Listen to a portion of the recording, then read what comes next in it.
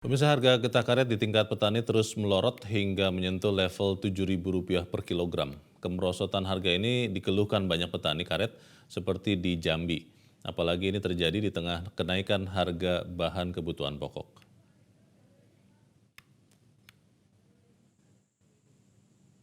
Inilah perkebunan karet di wilayah Kabupaten Muaro Jambi, Provinsi Jambi. Hingga awal tahun 2023 ini, warga petani getah karet terus mengeluhkan karena murahnya harga karet di tingkat petani. Hanya di kisaran Rp7.000 per kilogramnya.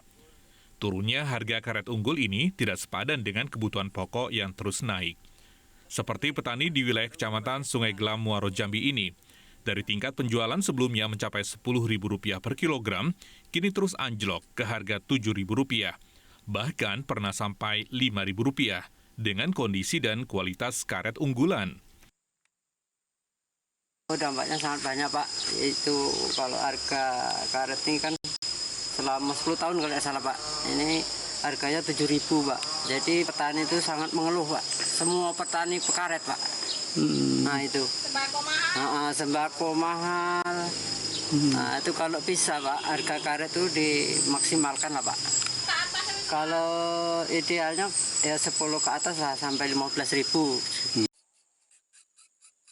Selain itu, pada awal tahun ini, produktivitas karet petani Jambi juga mengalami penurunan karena musim daun karet terek atau daun gugur, sehingga hasil panen yang didapat jauh menurun dari sebelumnya. 7.000 udah ada naik-naik. Harga 7.000 sudah berapa lama, Bu? Sudah berapa? Kemarin sempat sudah naik, sekarang turun lagi. Harapan kami harus naik karena belanjaan semua naik. Yang kita hasilkan malah untuk malah 10 ke atas tuh lumayan lah sebenarnya sudah. Warga berharap agar pemerintah mengidealkan harga karet kembali, sehingga petani bisa mendapatkan keuntungan dan mampu memenuhi kebutuhan hidupnya sehari-hari. Murahnya harga karet di tingkat petani akan membuat petani merugi dan enggan menggarap perkebunan karet lagi. Dari Muaro Jambi, Heru Kristiaji, MGN. Sejak 8 bulan lalu, pemirsa, harga karet merosot dan mulai mengkhawatirkan. Hal ini membuat para petani karet mengeluh akan merosotnya harga karet. Apa saja yang mempengaruhi turunnya harga karet ini? Untuk membahasnya kita sudah terhubung dengan pengamat pertanian dari Institut Pertanian Bogor, Profesor Dwi Andreas Santosa. Prof. Dwi, selamat pagi. Yuk, selamat pagi, Mas. Ya, Pak Dwi, kalau kita lihat harga karet sekarang yang tadi sempat disebut sudah sampai ke harga Rp7.000 per kilogram, itu sebetulnya turun dari harga berapa, Pak? Supaya kita dapat gambaran harga rata-rata tahun lalu saja, misalnya 2022 itu di harga berapa sebetulnya, Prof. Dwi? Oke. Jadi harga karet ini di tingkat petani ini kan berbeda-beda, Mas. Tergantung KK-nya kan. Ada yang KKK 100, KKK 70, KKK 50 dan lain sebagainya. KKK itu artinya kadar air ya, Prof? Iya, Kekeringan. karet kering lah, karet kering tingkat kekeringan 100%, 70%, 50%. Jadi itu tergantung mutu dari karet tersebut. Sudah barang tentu juga tergantung pencemarnya kan. Kalau ada yang tidak terlalu bersih, ada yang bersih, itu yang menentukan harga di tingkat usaha tani. Nah, kalau karet kering 100% sudah barang tentu itu harganya akan mirip dengan harga internasional. Harga internasional saat ini baru ya hari-hari inilah itu sekitar 1,34 US dollar per kilogram. Dan memang ini sudah mengalami penurunan yang relatif tajam. Di bulan April itu masih di atas 1,8 US dollar per kilogram. Dan itu terus mengalami penurunan dan mencapai puncak penurunannya itu sebenarnya akhir tahun lalu, sekitar bulan November, Desember itu puncak penurunannya. Terus kemudian naik sedikit di awal tahun 2023, terus kemudian menurun lagi sedikit. Jadi itu sebenarnya, jadi kalau dia karet kering ya sudah barang tentu harganya masih mengisi standar internasional. Yang tadi disebut-sebut itu, Prof. Dwi, Rp7.000 per kilogram itu berarti jenis karet yang KKK Bukan 100% ya? Yang berapa itu? Yang 40%, Iya, 50%? saya kira bukan karet kering ya, bukan Oh, KKK 100 ya. iya, Jadi kemungkinan di bawah itu.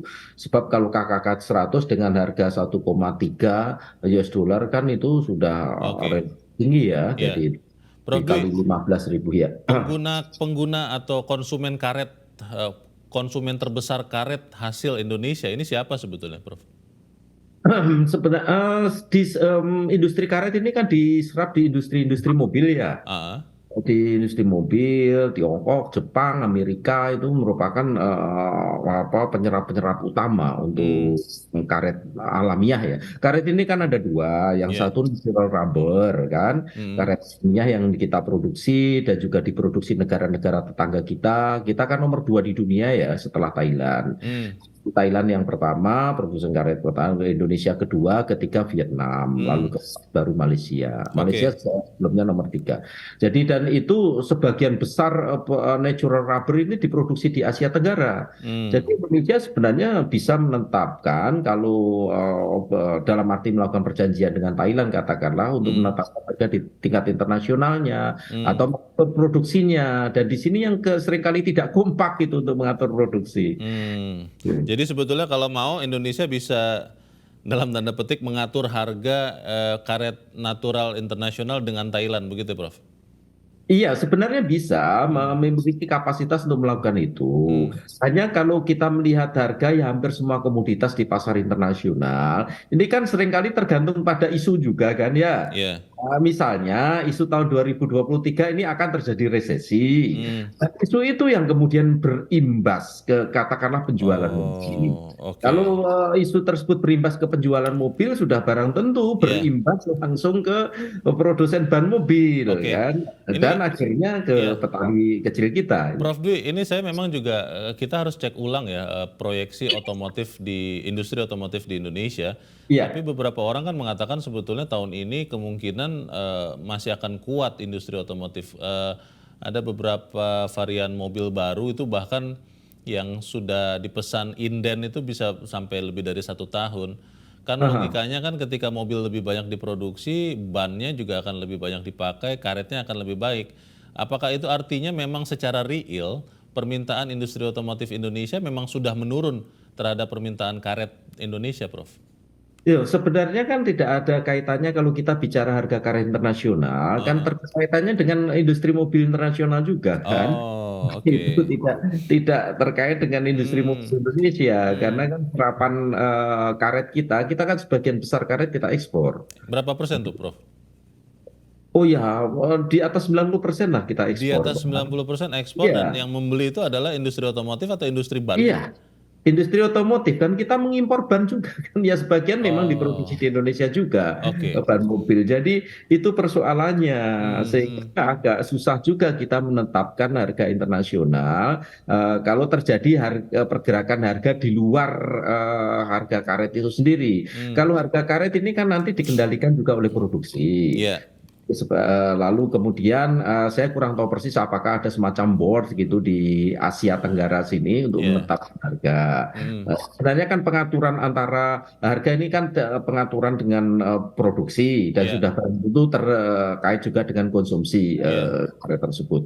Jadi Disebut-sebut Prof Dwi bahwa 2025 harga karet itu akan membaik katanya begitu ya. Kalau saya berpikir secara logika mungkin kalau memang itu artinya Amerika, Eropa kondisi ekonominya sudah lebih membaik, industri otomotifnya meningkat. Pertanyaannya adalah apakah bisa sampai tahun 2025 kalau itu memang benar petani karet kita diminta untuk bertahan, tidak ganti tanaman, tidak beralih profesi. Bagaimana, Prof? Gini, ini ada persoalan serius sebenarnya terkait industri karet di Indonesia. Hmm, Karena tadi saya sebutkan kira-kira 3 juta hektar areal tanam ini dikelola oleh petani kecil. iya. Kan. hanya beberapa ratus ribu saja dikelola oleh perusahaan-perusahaan besar, baik pemerintah maupun swasta. Dan ini yang kami amati juga, kan dulu saya pernah punya bimbingan mahasiswa S3 terkait yang penelitian terkait dengan karet. Jadi klon-klon karet yang sekarang ini ditanam petani, itu produktivitasnya sudah sangat rendah. 2021 yang lalu, Mas, itu produktivitas karet Indonesia total ya itu hanya 0,8 ton loh. Itu amat rendah. Thailand itu tingkat produksinya 1,8 ton per hektarnya. Di Vietnam 1,7, Malaysia 1,5. Jadi kita yang terendah. Ini merupakan tantangan besar bagi Indonesia. Ya. Kalau untuk jangka pendek, Prof, apa yang bisa dilakukan oleh mungkin pemerintah ya untuk menahan jatuhnya harga karet ini? Ya sebenarnya sih untuk menahan jatuhnya ini agak susah ya. Yang paling penting bagaimana menyelamatkan harga karet di tingkat usaha tani. Karena apa? Karena sudah barang tentu karet ini sangat berkepentingan dengan usaha-usaha kecil, kan, petani-petani kecil. Nah, bagaimana caranya yang memperbaiki mutu karet yang dihasilkan oleh petani kecil? Katakanlah bagaimana upaya pemerintah membantu peralatan dan sebagainya sehingga kadar air yang ada di karet yang akan mereka jual tersebut bisa diturunkan, kan? Sehingga kualitas karet yang dijual mereka ke pengepul ini bisa lebih tinggi. Ini saya kira yang bisa ditempuh. Kalau harga internasional ya seperti tadi, amat sangat fluktuatif pergerakannya, tergantung isu, tergantung produsen mobil bagaimana dan sebagainya. Jadi tergantung pergerakan rupiah juga sebenarnya, kan. Nah, itu sebenarnya sih dengan harga rupiah yang anjlok sebenarnya kita bisa menikmati untuk ekspor. Kalau harga rupiah turun kan kita untung, kan? Betul, karena yang kita terima dolar. Karena terimanya dolar. Prof, kalau untuk tahun ini ya, sepanjang tahun ini katakan sampai Desember, kira-kira harganya akan membaik atau memang kurang lebih ada di harga sekarang ini?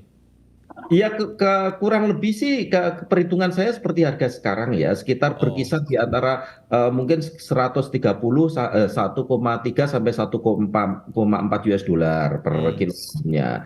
Jadi ini kembali ke masa sebelum tahun 2021 sebenarnya. Jadi akan seperti itu, kecuali nanti kalau ada isu perkembangan ekonomi yang lebih baik, penjualan mobil meningkat, sudah barang tentu nanti harga karet alam meningkat. Sudah barang tentu diikuti isu lainnya. Karena apa? Tadi saya sampaikan, produsen-produsen karet ini tidak kompak. Dalam arti apa? Di beberapa negara, Thailand, Vietnam, itu mereka terus memicu peningkatan produksi. Produksi tinggi kan harga jatuh, itu repotnya. Jadi itu masalah. Jadi harus ada dalam arti pembicaraan antara paling tidak tiga negara ya, Indonesia, Thailand dan Vietnam untuk mencoba mengatur produksi juga. Itu. Ini sangat kompleks tapi sebetulnya kalau mau sih bisa ya untuk dibantu supaya harga karet tidak anjlok lagi. Semoga ini apa yang kita diskusikan bisa membantu juga para petani karet. Untuk saat ini terima kasih Profesor Dwi Andreas Santosa, pakar pertanian dari Institut Pertanian Bogor. Selamat pagi, Prof. Dwi. Selamat pagi, Mas. Ya, selamat pagi untuk semuanya.